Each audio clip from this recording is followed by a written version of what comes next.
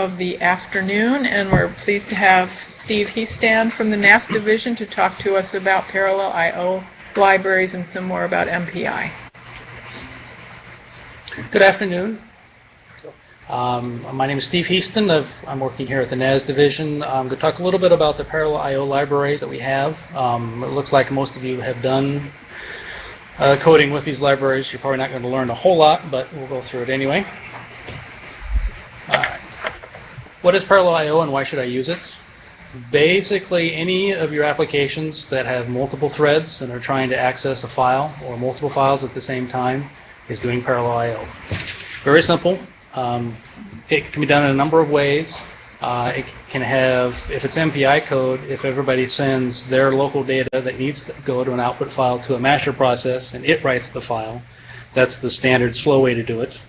It could do it each individually. Each process could act on a single file in parallel, hopefully correctly, or it could even each thread could have its own file. More of a serial-ish sort of thing, but it's still multiple files from each process. Note that we have on Lustre is called a parallel file system. Serially writing on a parallel file system is not quite the same thing as parallel I/O. And why would you want to do it? Simply speed. It's going to be a lot faster to do parallel I/O than it is to do any other way. The options we're going to talk about today, MPI I/O, or HDF5, and some NEX CDF. Which of these you pick has probably been decided for you. Either your data set comes in this particular format, the code you're using was written 20 years ago and that's what they did and it's going to stay that way. If you're doing post-processing, your tools like particular formats for the files. And finally, whichever happens to be fastest on the machine at hand. For example, our Lustre file system, each rank can access the parallel file system, but on some hardware, not everybody can. So you have to kind of plan ahead. The Cray system, for example, not every node can access a file system. It goes through I/O nodes. If you happen to think you're going to need a new parallel I/O library, think again. You can probably get by with what's already there, or at least tweak slightly what is there. I think we have enough out there. We don't need any more than we really need, or really have to. All right, MPI/O. It's a low-level interface to carry out parallel I/O through MPI calls. There is no inherent metadata or structure involved in these files. The user has to take care of everything that it wants in the file. If you have integers, you have floating points, you combine them in a single file. It has to know what is where. There are no easy tools to analyze what is in that file, like NEX CDF has and that sort of stuff. The API is a large number of routines. We're not going to go into all of them here. There's 64 pages in the standard relating to I/O. It can get quite complex. The standard includes a concept of allowing each process to operate on a file in a safe and consistent manner. It also has ways of doing it that are not safe and inconsistent. The user really has to pay attention to what they're doing and plan accordingly. The actual operation is very POSIX-like, mostly just with an MPI attached to the subroutine name, file open, writes, closes, that sort of thing. And like I said, the data structure in the file, the user has to take care of itself. There are no hierarchy like HDF5, for example. MPI/O has what's called a collective operation. Everybody, you went over a little MPI earlier in the week. Calls like this, everybody has to call it with consistent arguments. If they don't, then it can be an error. Not all MPI/O routines are required to be done by everybody. You just have to know ahead of time, I guess. Typically, if everybody's doing the operation, you pass in a communicator MPI-COM world. If you've created a subset for communication only out of the ranks, that you pass in that communicator. If you need, for some reason, to open a file just by one process, the communicator MPI-COM self is available. Also, the arguments to this particular call, the file name and the access mode parameters have to be identical. Otherwise, you'll get an error. You may not get a compile time or a runtime error, but weird things can happen. Like I said, some of the routines are collective-based, some of them are not. A common mistake is to either get different arguments to a routine that should be called the same, or mistaking a routine that needs to be called by everybody and not being called by everybody. All right, so now let's look at some example code. We can get out of this mode. That looks nice on the screen. Okay, so this is your basic, simple example of MPIO. I'm not sure how well it's going to work on the big screen. It has the basic initial MPI stuff that you've probably seen in an earlier talk. We'll go down here to what this is going to do. The file, there we go. There it is. That's okay. File size is how big the file is. What we're going to do is split the file up into chunks. One processor gets each part of that. We calculate a buffer size, split amongst them. In this case, their file is going to be a bunch of integers. We figure out how many integers, allocate that much space, and we call the nitty-gritties. MPI file I open. You give it a communicator. You give it a file name that you want to open. Some access parameters. What mode do you want to read only, write only, create, that sort of thing there. MPI info and null. That argument allows you to give hints on how to access the file. For example, on our Lustre file system, you can pass structures into that to tell it to open with certain striping, counts, file sizes, that sort of stuff. We'll get into that later. And it comes back with a file handle. It's very similar to your normal file opens. It just has a communicator and a couple extra, the info extra argument that you would not normally have. And access modes, they're a little different than POSIX, but they basically mean the same. Scroll down here a little bit. Read only, read write only, create it if it doesn't exist. If it does exist, return an error if you're trying to open it. Delete on close gives you temporary files, and append to add on to any particular file.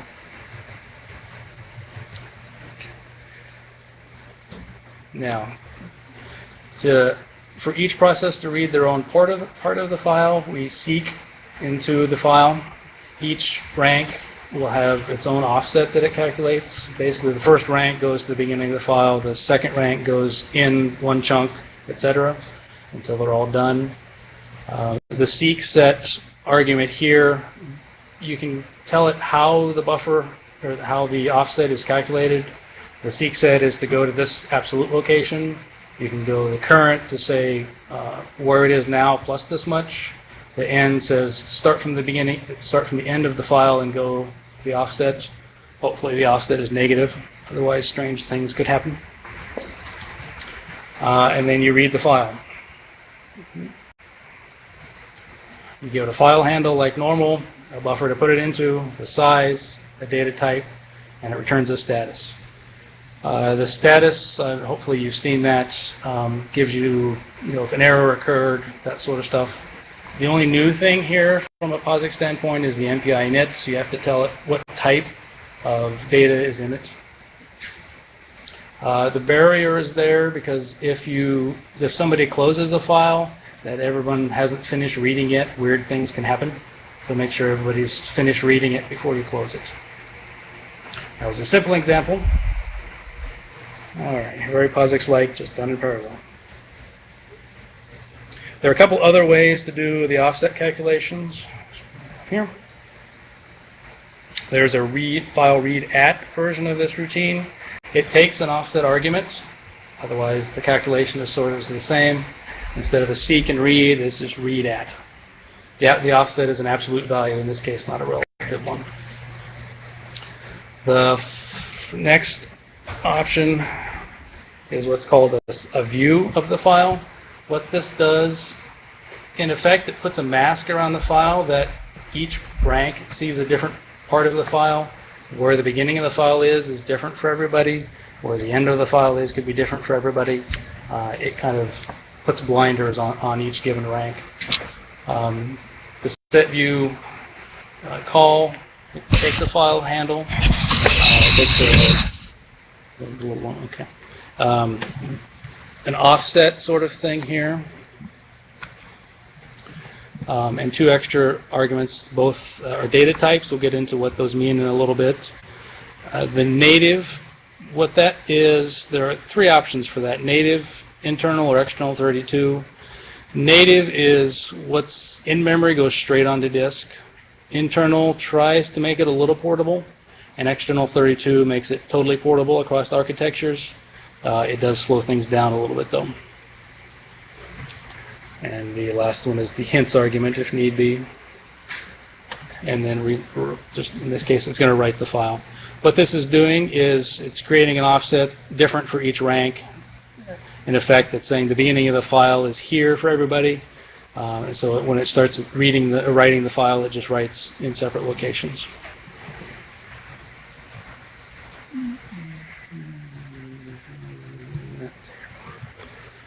Okay. Now a little more complex and useful version of this. The first thing we do is create the data type.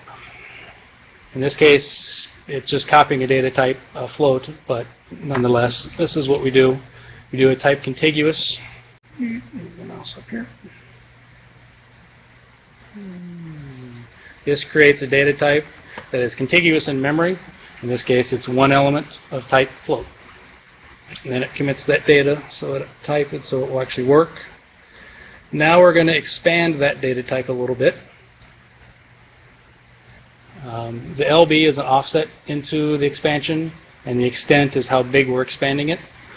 What this is going to do is create a data type that is 3 floating point values in width, and we're interested in the beginning of those first 3, the first one.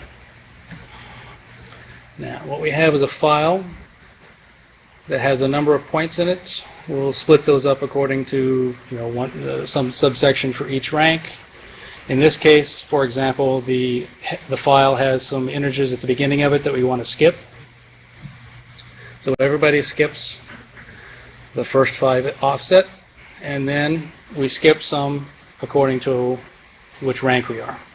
And splitting it up, so the first rank gets 5 in at the beginning, the second rank gets 5 plus what's going to be read by rank 1, etc. We open the file as normal. Now we call this set view. It's different because we're giving it actual created data types, not the int ones that we gave it before. What this will do, the first data type it takes in is how it's going to be laid out in memory. The second one is how it's laid out in the file. What's on the file is 3 floating points. What's in memory is the first of those 3 data points. When we read it in, using the data type that's in memory, I'll see here, it will read in the first n PTS points worth of data. What this actually is, if you think about it, it has the header, and then after that it's XYZ values for each node. The file contains all the node values. What this will do is just read all the X values and skip everything else.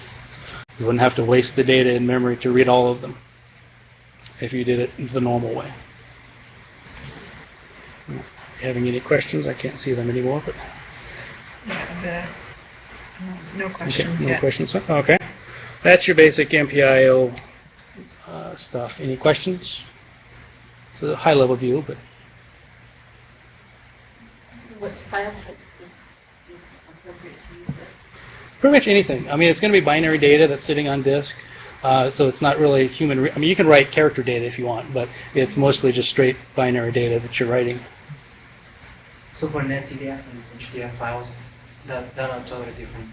Different format, yeah. The parallel versions of both of those use MPIO under the covers to actually write the data, but they take care of the higher level aspects for you.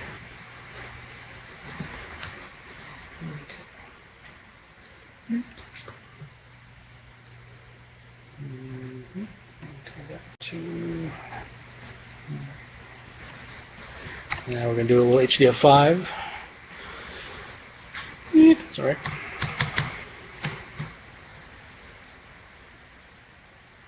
Now most of you have obviously done HDF5 before. 5 is a rework of HDF4. It's fixed a lot of things. The primary structure of HDF5 are groups and data sets. A group much like it's a structure containing, one or more or zero or more groups or other data sets.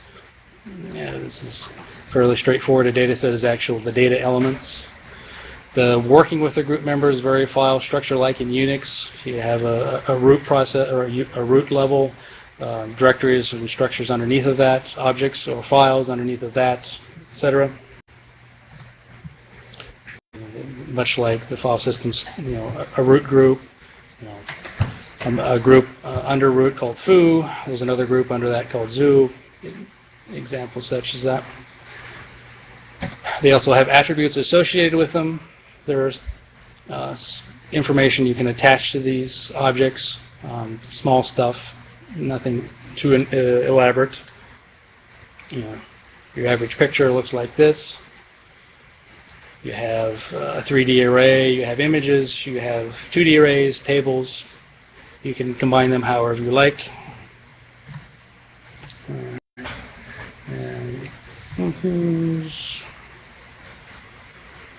Alright. Now there's a lot of this stuff doesn't fit well to the presentation mode, so it's just text here. I'm not going to touch on everything, just a few things here and there. The file structure inside a group consists of actually two things, a header and the actual symbol table. A data set is also the same thing and has two parts, the header and the data array. The header information, the important stuff, is your basic name, data type, data space, and storage layout. The name can be any alphanumerical character string that you want. A data type is the actual underlying data that's in there, integers, floats. It can be atomic data sets where the system level stuff, or compound with user combined versions of the whole thing.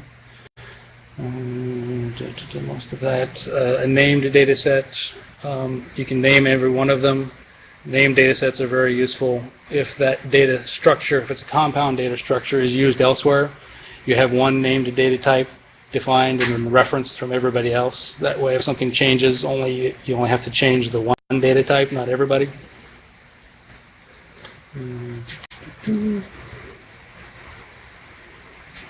Down.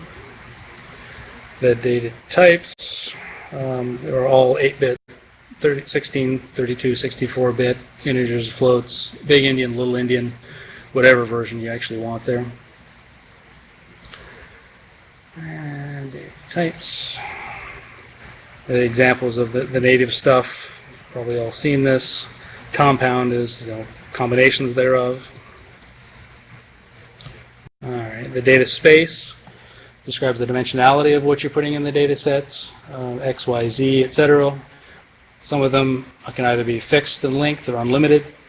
A grid domain versus a time-stepping domain. Time-stepping is probably unlimited. All right.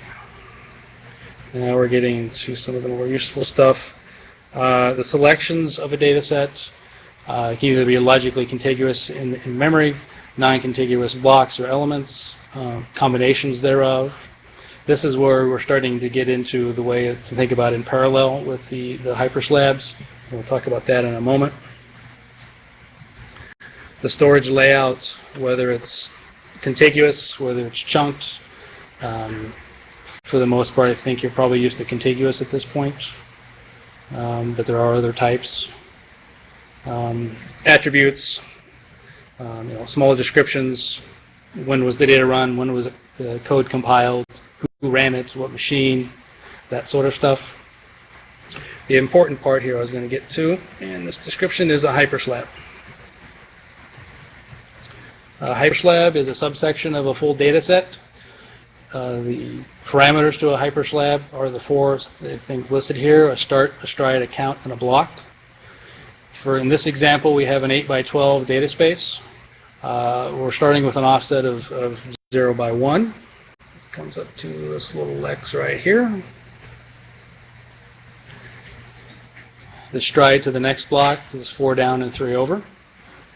Count is 2 down and 4 over in the full data space, and each block size is 3 by 2. So if you think about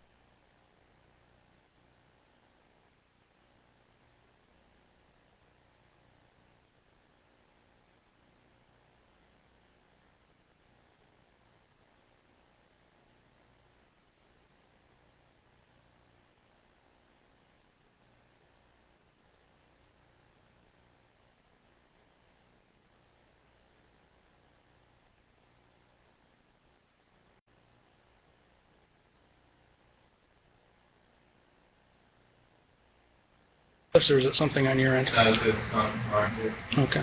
You're back. Okay. Okay, do you know where we dropped out? I'll just start from the hyperslab again. Hyperslab here, imagine we have a full data set that is 8 by 12. To define a hyperslab, you have the parameters start, stride, count, and block. In this case, in this example, the start offset is 0 down and 1 over. The stride for the next block from the beginning is 4 down and 3 over. So it goes down 4 and over 3 sort of thing. The count in this full data set is 2 by 4, 2 down and 4 across, and the block size of each is a 3 by 2. Now if you think imagine the full data set is all of your grid data, and each processor is operating on each block that is the little x's. You can now imagine how you're going to read and write parallel data structures in HDF5. You mask a hyperslab on top of it, and each rank reads its own little subsection.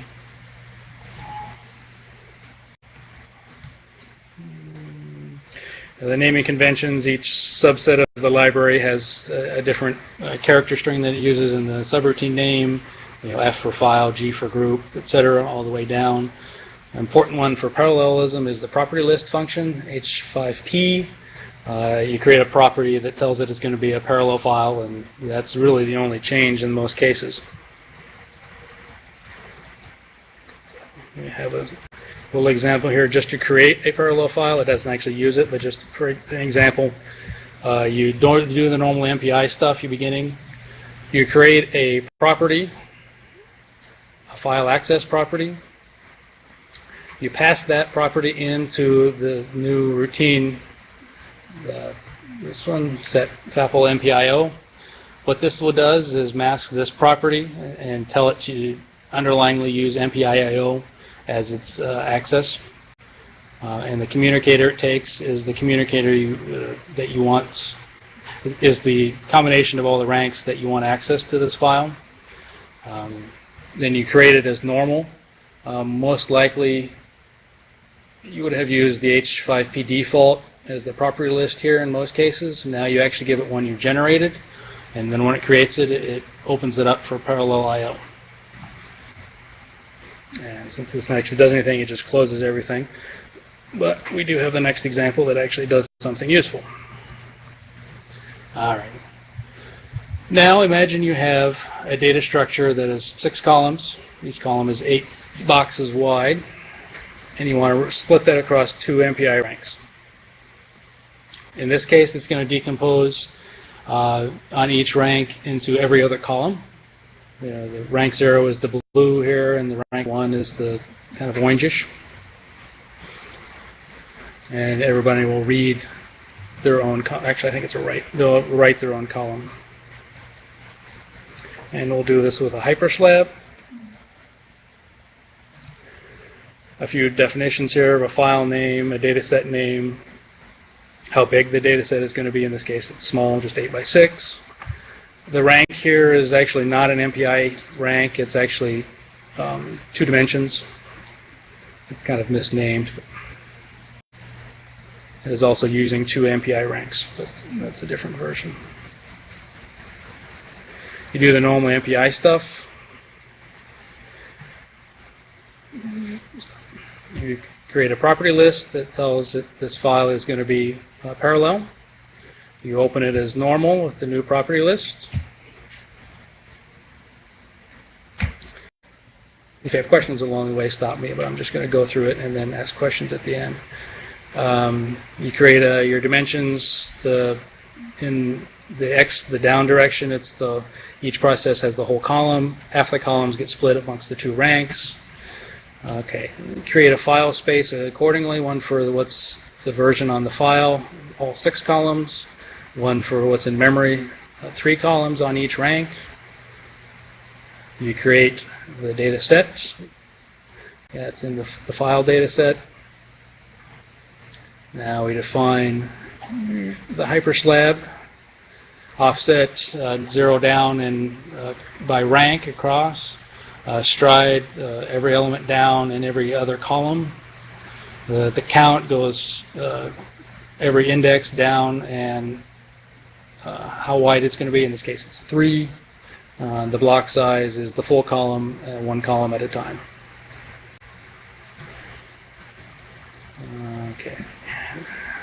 Now you create the file space. That's well, you get the file space back. Hopefully, it's the same thing that we defined earlier. We create the hyperslab with this file space and parameters. We initialize the data.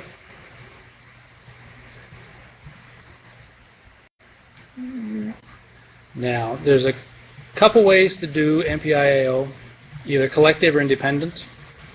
If collective, every rank does has to call the right statement. If it's independent, not everybody has to. Which you choose is up to your code, whether or not everybody needs to update their data or just some subsection is updating their data. In this case, we're using the collective, so everybody's going to be updating their block. You create the property list. In this case, to modify it, it's this subroutine call. Just the one. You pass your parameter list in and the MPIO collective definition. Then write it as normal, giving it the new data spaces, what's in memory, which is file, and then that writes it to the file in the data form that you would expect. So the first column was processor 1, the second column was processor 2, and then the rank was multiplied by 10, and then 10 again.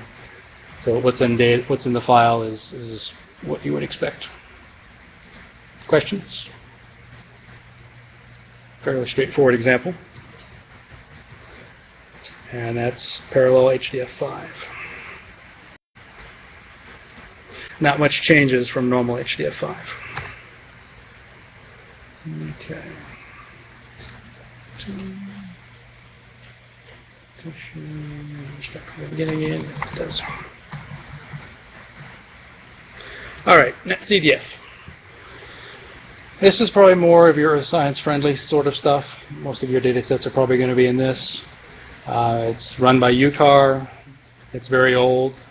It has your normal model of variables, dimensions, and attributes. It's the way it's always been for the last probably 35 years, I think. It hasn't much changed, except for now there's a parallel version of it. Variables, n-dimensional arrays of data. It could be 1D, 2D, 15D, whatever you like. Type is all of the normal expected ones, 8 through 64-bit signed and unsigned integers, and 64 and 32-bit floating points. Dimensions are the axes of the data arrays. A dimension has a name and a length, latitude, longitude, that sort of thing. Unlimited dimensions, that would probably be more your time step sort of stuff. And there can only be one unlimited data dimension in a given file. Not sure why that limitation is there, but it does seem to be. Attributes, small annotations to each of the variables or files, descriptive terms. There's no real, there's no limit of how many you can have, but they just should be small because they're stuck in header files, not actual, big blocks of data. Well, not header files, the header of the file. All right, a meteorological example. NetCDF was built by their sciences community. They view the world according to what they're used to. Atmospheric parameters, pressure, temperature, axes or latitude, longitude, time, height above sea level, that sort of thing.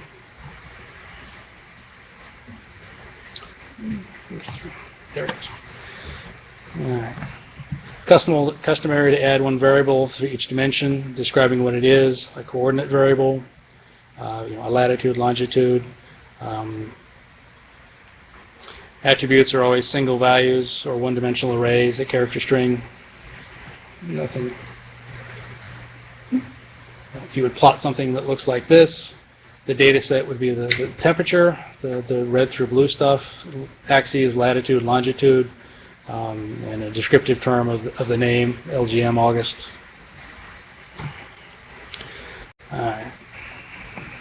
Most of the steps are going to be the same from normal NetCDF to parallel NetCDF. Create your data set, define your dimensions, define your variables, put the attributes if there are any in the definitions, and then start putting the data into the variables and close the file.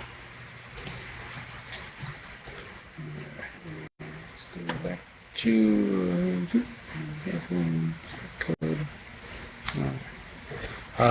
Your normal NetCDF example, 2 dimensions, 6 degrees in latitude, 12 degrees in longitude. You have axes names, data definitions, in this case pressure and temperature. You have a unit attribute, degrees, east-west. And then this is a little definitions just to create the data set. And go through you know, a little C stuff. Does everybody know C here? Not everyone. Nope. Okay. If you have C questions, let me know. I guess I've been kind of blasting by the C stuff just to show the examples. We define the data here. Okay, so NetCDF level stuff. Define the variables. Give it unit attributes. And define the variables. And the definition. Put the data from memory into these variables on the file. And then close the file. Fairly straightforward. Now, what if you want to do this in parallel? Here's the next example.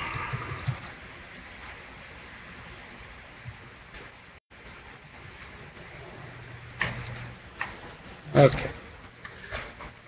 You do the normal MPI stuff. Then you have NC create pair. Not much different from NC create, just an underscore parallel at the end of it. The only extra attribute is the file type here. It's a NetCDF file and it's an MPIO file.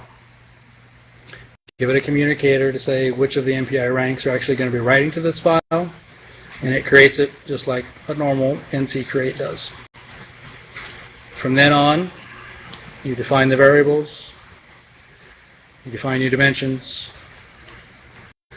All right. So in this case, we have a hyperslab that is going to be, in this case, it looks like it's multiple rows across of a hyperslab. The first rank gets the first n rows, and then the second MPI rank gets the next n rows. Dimensions, how many ranks you have. Across, it's going to be the full. We'll create the data. There's a NC variable parallel access. This is kind of like the HDF5 was, whether it's independent or collective. In this case, we're doing an independent version. Not everybody has to write the file if they don't want to. All right. Then into that variable, we do the put variable integer into it.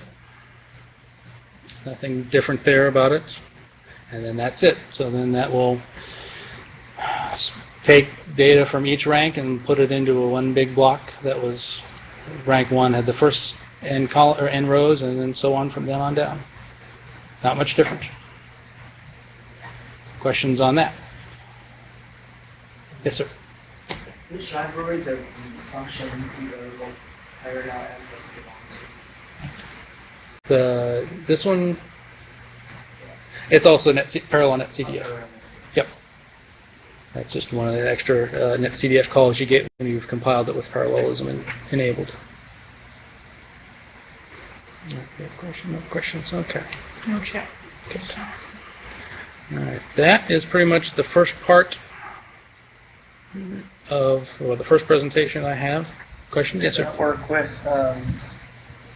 if your NetCDF data is compressed. Yes. Yep. Everything. It doesn't matter what the actual file is. It's just each process reads whatever you tell it to read. So All the normal NetCDF functions and capabilities are there. It's just split amongst the MPI ranks.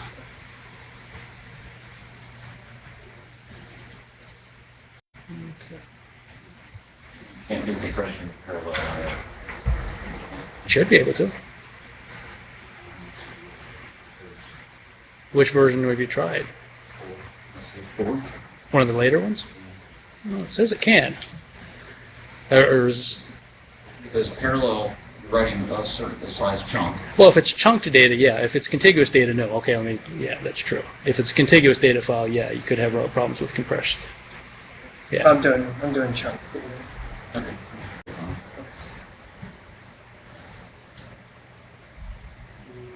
Okay, that was the end of the first talk on libraries. Any questions?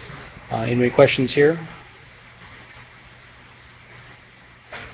Okay. Yeah, this was a high-level overview. If you know you're using NetCDF and HDF5, I'm sure you've used it by now. So the changes to make it in parallel are not that drastic. Can you just say anything about HDF EOS? Is that a subset of HDF5 or 4? Or? It's of 5. It's a interface. I think it's an interface, right? To the HDF5 that's Java related as opposed to C related. I know we have it on our system. People have asked for it. I'm not sure what they're using it for, but I know we have it. Okay, I wonder if there's anyone out there in. And Andy says there's HDF EOS 4 and 5. Okay, I think we've built it on 4 because it's not parallel. 4 equals HDF 4, he says. Yeah. Yeah, I know users have asked for it. I've never actually tried using it, so. No. That's round 1. I can go on to the next talk, or do you have an actual time for the next one?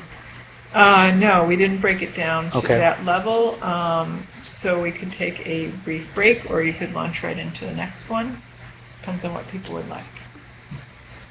Either one. I think we can launch right into the next one. Alrighty.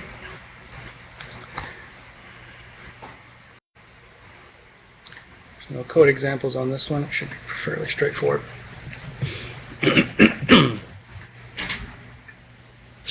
Okay, managing data in the HEC environment. This slide deck was created by Sherry Chang. I'm just presenting it since I was here, and switching over was probably going to be problematic. Outline what we're going to go over, how to handle remote file transfers, managing data for active and archive use, and some knowledge-based references in our web pages. This is a little overview of how our networking looks here at NAS. We have what we call an enclave, that's the dark blue stuff. That is hopefully our firewall from the outside bad guys into our system. It usually works. The way through that firewall is the SFE machines. You guys have had to set up your pass-through, and that's the only way to get in. The SUP thing there, it's not really there's no user direction you can get in through SUP. SUP is kind of in the background if you're using that script, which we'll talk about in a little bit. We also have the DMZ machine. That's been around for a while. What it is a externally accessible machine that people can put files on to stage them in and out. You can get 2 DMZ from the outside world. You can get 2 DMZ from the inside world, but you can't get from the DMZ into our enclave machine. It's a little safer that way. Outbound traffic, there's no firewall for that. It goes out to the NASA WAN. Each NASA has access to the NASA WAN. Between us and Goddard, Langley, etc., we all have high-speed pipes, and we have a fairly high-speed pipe to the external networking, the internet backbone as well. One of the main West Coast backbones is just right over there, about a mile away. Inside our enclave, we have Pleiades machine, which is probably your most useful machine for most of you. The front ends for that are either bridge nodes or PFE nodes. We have 4 bridge nodes at this point, 12 PFE nodes. For most of the stuff you'll want bridge nodes if you're transferring files. Otherwise, it doesn't matter. We also have the older Columbia system. CFE2 is the front end for that. That's an Altix-based machine by SGI. It's been around a long time. We're starting to get rid of it, but it's used for large memory, serial codes, OpenMP sort of stuff. People that need 2 terabytes of data in a single system image. Lu is our tape archive system. It has 2 tape robots associated with it. We also have a visualization system called HyperWall 2, which I think you guys have gone and seen. All right, how to get files in and out of our system. The second talk this morning, they were talking about most scientific data sets are being stored on the cloud these days, or at least on web pages. If that's the case, we have the wget Unix command. If you know the URL from our systems, just do a wget and the URL. It will save the file locally. If you have to do this through a browser on your local machine, it'll save to your machine, and then you'll have to transfer from your machine to here. How you transfer from your machine to here, there's a couple of options. If your site does not have a firewall between us and you, it's best if you start it on our systems, the PFE nodes, and grab it with SCP or VBFTP from your end. If they do, then you have to set up the SSH pass-through, which most of you have done, and on your local machine, do whatever file transfer you like, SCP, the BBFTP, which we'll get into, Shift-C, which we'll get into, rsync also works. The SUP is no way around having to worry about passcodes every so often. We'll get into that as well. SCP is very slow. It only maxes out on 1 stream, a couple megabytes a second. If your local connection isn't very speedy, this is probably the best you can do, but we can do better here. And we recommend that you try using something else than SCP unless you have to. The format, in case you haven't seen it, just SCP, a file, a remote host name, and where you want to put the file. Straightforward. BBFTP, much faster.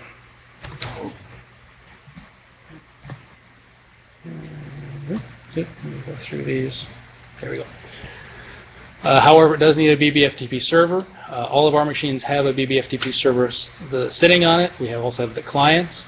The client and server is open source software. It's available on our website if you want to download it and install it locally on any Linux machine. It's there. It encrypts the password for the initial connection, but it does not encrypt the data. So if what you're sending is ITAR restricted, anything above that, you may not want to use this. Just keep that in mind.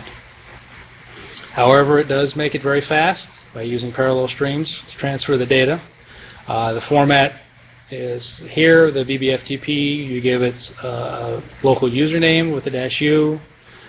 The first lowercase -e option is the FTP-like command to it. The first one is to set the number of streams to use, in this case 8. And then the FTP option to perform, get a file. The second -E option is a server arguments, the BBFTP server. The -S says to use SSH to do the initial connection with 8 streams. If you're running internally, you won't need the -E option. And if you set up BBFTP on your side into a place that your default path can find, you won't really need it there either. But in case you do, it's listed here as well. And the second example is going from your machine into NAS.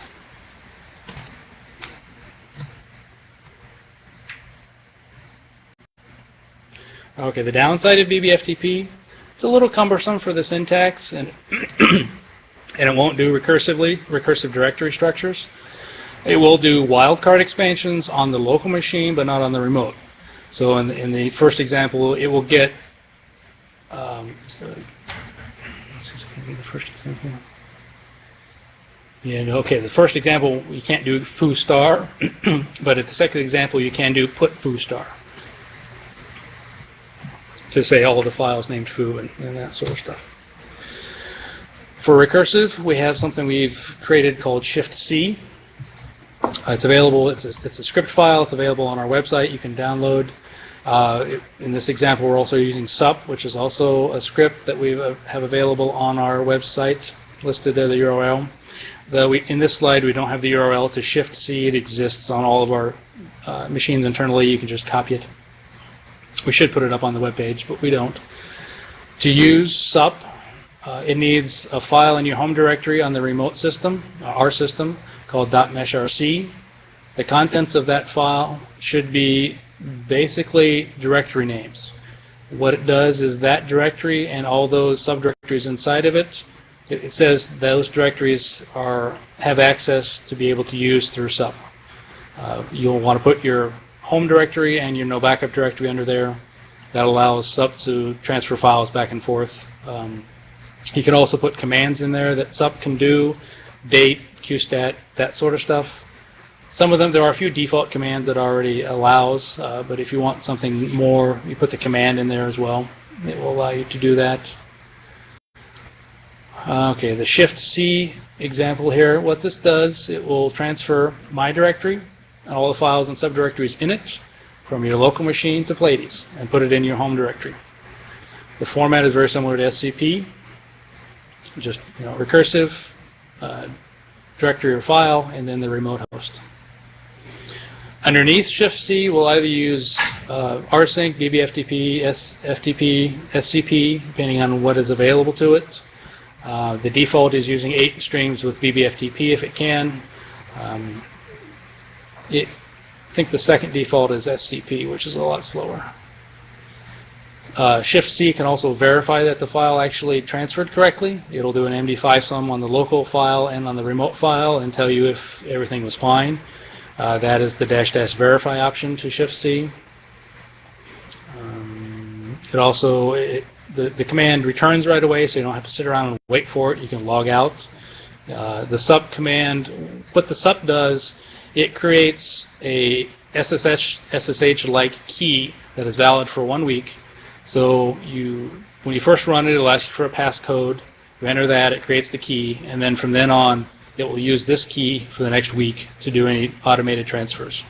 So you don't need to sit there and type your passcode every time. And we've done a couple past webinars about how to use these things at the URL there at the bottom of the screen. There are a lot of other webinars we've done as well. All right, file systems on Pleiades. Everybody has a home file system that's NFS mounted. Actually, Steve, before you go on, Sure. Wayla asks, is rsync better than SCP or about the same? Speed-wise, they're about the same. Usefulness-wise, rsync is probably a little more useful because it will do, if the file hasn't changed, it won't necessarily copy it if that's what you want it to do. So it kind of depends on your need and application, but rsync is a little more useful, more full-featured, let me put it that way. Thanks. Okay, home file system is NFS mounted. It's fairly small quota. It's backed up every day. We also have the no backup cluster file systems. We have 6 different one of them currently on Pleiades. You'll get an account or a directory in one of them. The OST value here will come into play in a little bit. That's basically how many parallel disk blocks that particular no backup has. The more it can speed up the file transfer. Question? I have a question on that. So when I use no backup, I just use no backup. It doesn't have something after it. How do I know? I assume that's just an alias. It's a link to the real no backup. How can you discover which one it is? If you do a PWD in there, it should say no backup P1, P2, whatever. Within? Once you're in the no backup directory, if you do a PWD, it should expand to the full directory name. Okay. The quota on the no backup is fairly large. Default is half a gig or a terabyte, depending on your project size. File inode quota is fairly large. There's the command you see there to determine what your quota is, how much you have left. The important thing we always like to stress out of this, the backup policy, no backup is not backed up. If the file system goes away, if it dies, if you delete the file accidentally, it's gone. You could have an earthquake, somebody could trip on a power cord, files could disappear. Plan ahead, please. Lustre has what's known as file striping. It's file striping size. You may have touched that a little bit. The default size is 4 megabytes with a default count of 1. These values are valid for tiny files. If it's not a tiny file, these values are very, very bad. I would like the defaults to be something different, but this is what it is. We recommend you, when you create directories, to set these to something else, and we'll show you how to do that here in a little bit. I'm sorry, Steve, I don't even know what a stripe count is, or stripe is. The parallel file system, in this, say, no backup P1, it has 120 OSTs. What the striping does is it will split up the file into this many chunks, one on each of the OSTs. In this case, it's all on one OST and in 4 meg size. So every 4 megs, it writes a block. If that were a stripe count of 16 and a default stripe size of 1 gigabyte, if you're writing something, the first gigabyte would go on one OST, the second gigabyte would go on another OST, and etc. on down the line. If you're writing a large amount of data, it gives it the availability to, say, write to 15 different OSTs at the same time. So it will speed up the write or the read. And it can do a significant amount of speed up by striping it across more than one. All right. Setting the striping on our Lustre file systems. When you create a directory, it's best to do the set stripe right then. You make dir for the directory. The command is lfs set stripe.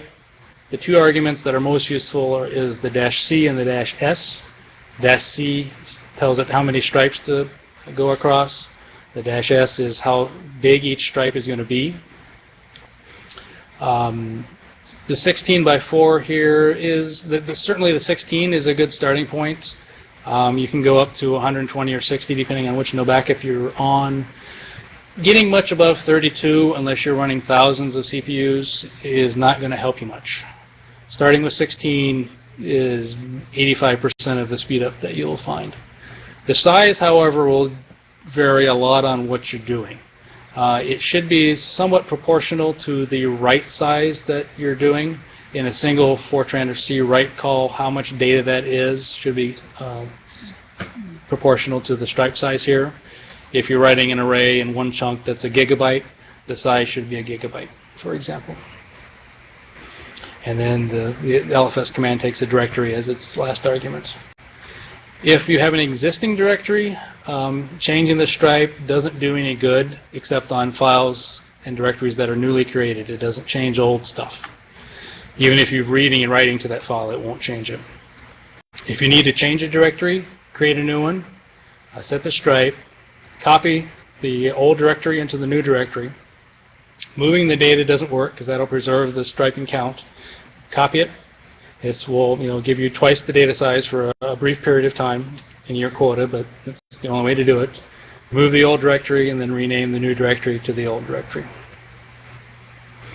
The tar commands, a couple examples here. We have a local mtar that is Lustre aware. Has the same arguments, options as regular tar does. It's just when you're untarring the file, it will create the stripe on those files and directories for you accordingly to what is going to be best. So if you're moving tar files, extract them with mtar. It will help a great amount. If you feel like sharing files between your group, the chmod command is how you'll do that on the home file system. The first example will change the permissions on the mydir and everything below it because of the -r option to allow everyone in your group to read it and execute it. So I have group plus read write. Sorry. Where did I go? Okay, sorry. I can't highlight in this one. So you'll group access, read write, and -r's recursively. On the no backup file systems, we have ACLs that you'll have to change. This set FACL option will allow the user J Brown to have read and execute access to all mydir and everything down below it. And if you want to see what the current ACLs on a directory are, use the get FCL command. All right, our LU archive system. We have two LU front ends two different tape file systems. You'll get an account on one of them, most likely lu2, but just in case, log into one of them, either lu1 or lu2, and give the command mylu, and it will return which lu actually has your file system on it, and use that particular lu from then on. What it has is there's a small, in this case, half a petabyte home file system, local disks for lu2, and behind that a bunch of tapes. In this case, 115 petabytes. That's quite a bit. When you're transferring files from Pleiades, use the bridge nodes. They have a much faster connection than the PFE nodes. This is similarly to the outside world. The bridge nodes have a much faster connection to the outside world than the PFE nodes do. If you're transferring files, use bridge 1 through 4. For everything else, they're identical. If you're going from bridge to Lu and you're transferring large files, you shouldn't use SCP. You can if you want to, but Shift-C or BBFTP also work. We kind of hard code limits from Pleiades to Lu to using 2 streams. Otherwise, it kind of fills up our home disk space. So the SCP is only going to be half the speed of what BBFTP will be, so it's not the big factor of 100 or 50 like it is to the outside world. On Lu, you have no quota for tape. You have a inode quota for either 250 to 300,000 files. So if you're going to be transferring a lot of files, please tar them up before you do them before you transfer them to Lu. Tarring them up on Lu itself is very slow. It's best to do it on Pleiades or somewhere else. And again, a couple examples of getting it to Lu, the SCP or the BBFTP. Shift-C also works. If your PBS scripts needs to grab or put files to Lu from the compute node, our compute nodes do not have direct access to the outside world. They only have access to the front ends. So if you're doing anything to Lu or even to the outside world, you'll first have to SSH into a bridge node. So basically whatever your normal command would be, in this case an SCP-like, that's not going to work. I can't highlight it here. If your normal command would be an SCP, just put this SSH to bridge in front of it, put it in quotes, and everything else should be the same. The downside is the SSH starts by default in your home directory, not the current working directory. So if you're referencing local files, you'll have to give it a full path now instead of just / or assuming that the file system, or assuming where you're at in the file system. To verify integrity of the file, we have the MD5 sum. You do it on your machine, do it on Lu, whatever. The values it returns should be identical. I'm not sure we've ever had it fail, but sometimes it happens. You never know. The Shift-C has the verify option to do it for you if you're using that to transfer the files.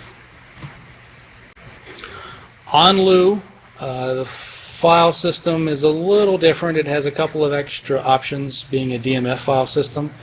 What will happen, any file in Lu in your home directory that is large and or old will get moved to tape. Whether you want it to or not, it will get moved to tape. To determine what files are where, much like the ls command, we have a dmls command. We have a dms ls-l here. Gives an example. You list the directory. It has every normal option plus this extra column. In this case, there's 2 REGs attributes and 2 OFL attributes. Those are can be defined up here in the box. REG says it's on the local disk only. DUL says it's on both disk and tape at this particular time. OFL says it's only on tape. The MIG and UNM says it's in process of moving from disk to tape or back and forth. Any Unix-like command operating on a file that is only on tape will be very slow. It has to bring it back from tape before it can do anything with it. Keep this in mind if you're doing SCPs from old data. You'll have to get it back off tape first before you do this. We can use the dmget and dmput options for this. dmget takes a list of files. If you're doing multiple files, put them all on the same argument line. It will optimize the best it can its strategy getting back from tape. If these files are large and you're about to do like an SCP or move them somewhere else, there's a -A option to dmget, will say keep it around a little longer than it would normally, because if it's really large and you grab it, the first thing you'll try to do is put it back on tape, and you'll be fighting back and forth with the tape system, and it slows things down. If you're using the -A option, be sure to put them back when you're done with the DM put option, just to be safe, or be nice to everybody else. In this example, the -R says release it off disk right away. Don't bother to keep a copy of it around on disk. The -W says don't return to a prompt until this is all done. DM put will just return to a prompt right away, whether it's done or not, if without that option. If you have a big directory worth of stuff that you're about to transfer, we have the DM find command. In this example, you pipe in the output from DM find to say, give me all the files that are offline into DM get, so then it becomes online, and then when you're done, put them back offline. Our knowledge base, we've improved this greatly over the last year and a half. We have a lot of tips, tricks, FAQs. The URLs are at the top. The search feature works quite well. You can either search by article number if you happen to know it, or keywords. It'll give you a list of articles that match.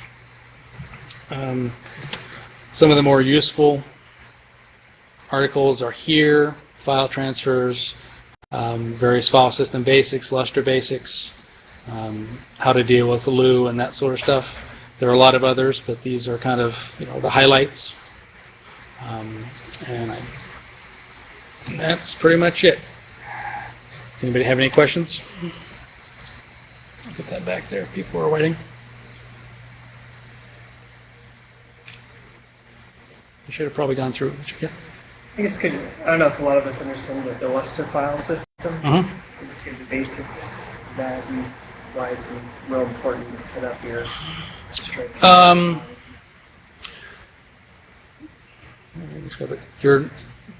A normal PC desktop has a disk sitting in it that you're writing to.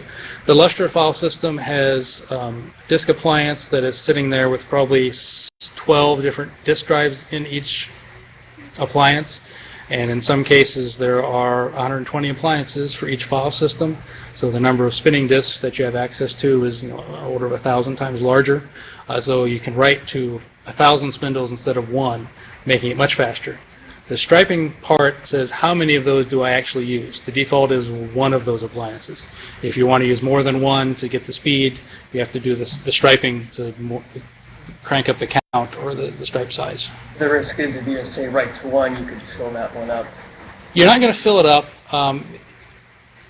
per se, but what the problem is, there are choke points if you're writing to one at a time. Right. If you're flooding with 1,000 processes trying to write a gigabyte of data or a terabyte of data, it's going to go very slowly for you and everybody else. That's the downside. If you're striping across 15 of those, everyone's much happier.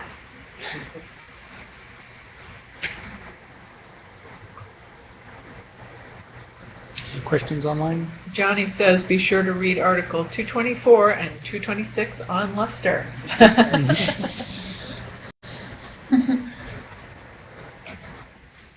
Lustre basics, Lustre best practices. Yeah, there are a lot of tips and tricks in those that aren't covered here. It's more extensive.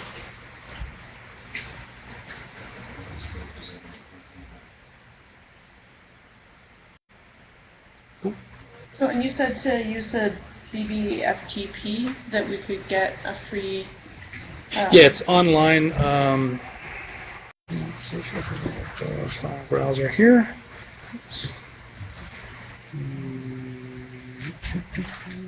Okay, I'm not a Mac person, so let's see if I can do something useful here. How do I get back to it? You can probably do this. Then you can click Okay. on Firefox. I had it hide my... Is that the one you would recommend to transfer a bunch of... Yeah, you can grab the BBFTP client and compile it on your local machine. It's not going to work too well on the Mac. There is a version that we have available for the Mac, but if you're sitting on a Linux file system or a Linux machine, it works much better. It's easily compiled on a Linux machine. There is a Mac version. If I can get to...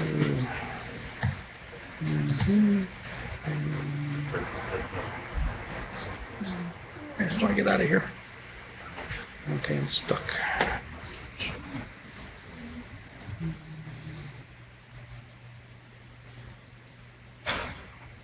Okay, here we go. There we go. There is the option if you get really horrible performance on the Lustre file system. There is an NFS no backup. There is. Not everyone has a count on it, but if you're really doing lots of small files and serially, we can get you a directory on it. Yeah. You just need to ask for that. Yeah. Mm-hmm.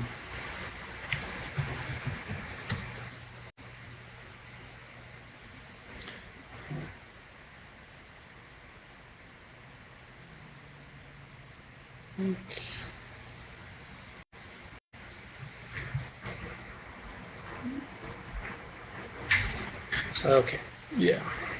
If you search for BBFTP on our knowledge base, it's under data storage and transfers, file transfers. There's a BBFTP. On that page, there are links, and okay, even the Mac is up here. So there's a source for the server and client for both Unix and Mac. And there's instructions on how to build it.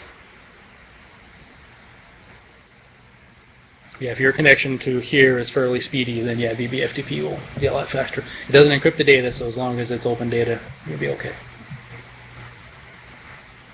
So there's another mode too of learning about this stuff, and that is the webinars that we've had have been recorded, and there's a number of topics out there from introduction to computing on Pleiades or at NAS to actually improving data transfers or working with stuff and shifts. So those things are all reachable from the HECC homepage.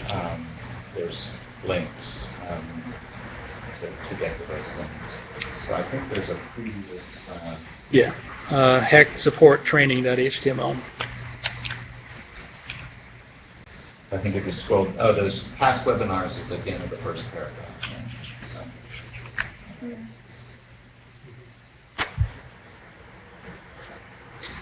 3, 4, 5, 6, 7, 8, 9, 10.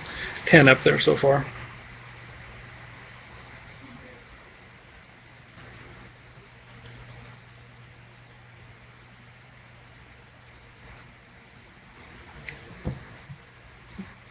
Yes, sir. So then doing PWD on no backup on bridge. No, it doesn't. Do a df-space dot slash. Or just look for your user ID in /no backup. Yeah, you should be able to do ls - ld Slash no backup. / no backup / username. Well, that's not what we... Or / no backup / username. Oh. And it should have a link thing that says, like, that's a link to no backup. Yeah. Oh, so it's just the same. Yeah.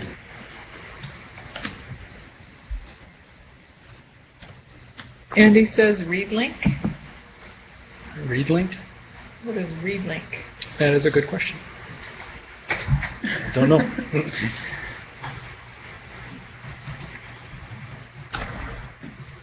I don't know what read link is. Man read link.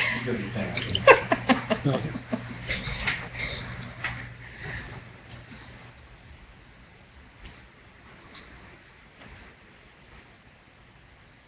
Anybody been transferring data into the backup anywhere that worked out for anybody? I'm trying to. Yeah, but it's slow. I just did an SCP and it was really slow, so I'll be good to try something. Mine's slow. Is it kilobytes per second? Oh, I don't know. It was a smallish file and it took like 20 seconds or something like that. So. You transferred it to Pleiades? No, I transferred it to the D something. Yeah. That will be slow. Oh, okay. Yeah. Yeah, it wouldn't transfer directly over to Lou, and I don't. You'll have to set up your pass-through on your local Mac, Okay. like you did here. Yeah. So we've been getting messages about no backup up and down for the past several weeks? Yes, earlier it's a little more stable right now, but about a month ago we were crashing no backups several times a day. There was a bug in our Lustre files, in the Lustre software that we kept hitting that we've got mostly fixed, and it's been, I think, a few days since we've had it crash. So Does that crash mean data loss, or? we've had no data loss, but it's just access is not available. Uh-huh. But has it only been from previews? It hasn't been from previews? Yeah, Lewis good. Just Pleiades.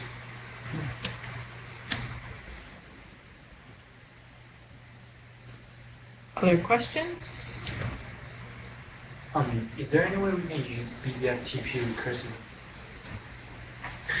Yes and no. If you do a scripting loop around the BBFT FTP command, yes, but directly on a single line, no. Multiple files, that was Yeah. the question? Yeah. Command file, multiple clicks in the same command file. You could, yeah, okay. Yeah. Generally, if I have a bunch of files, I take a command file with certain clicks for each line, for each file.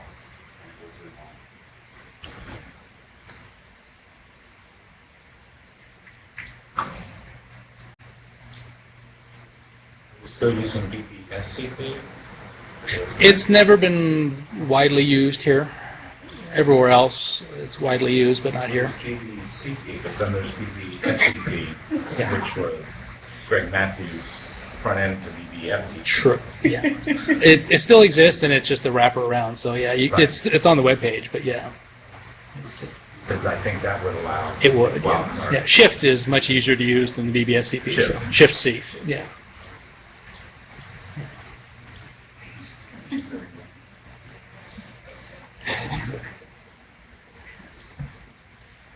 Yeah, if you guys actually use our Pleiades system a lot, you'll learn all these little tricks. You'll start talking You'll this start, way. yeah. Yeah, instead of just going cross-eyed. Yeah. Driving gibberish. It's like any other language, right?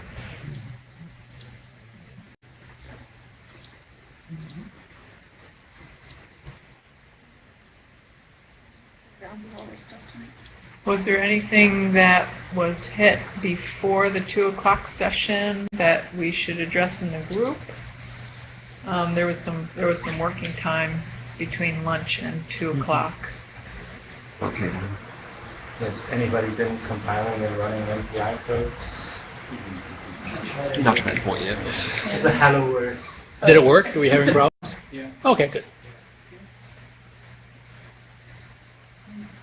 Working time after this session's over, should we go back to the lodge, or could we use part of this building, another room, or this room? Can we? Well, before I answer that question, I probably I'll just close off the web portion of this. Nobody else has asked any questions, and I think we're good for the afternoon. So for the web audience, we'll be resuming at 9 o'clock tomorrow morning. Thanks a lot. Thank you very much, Steve.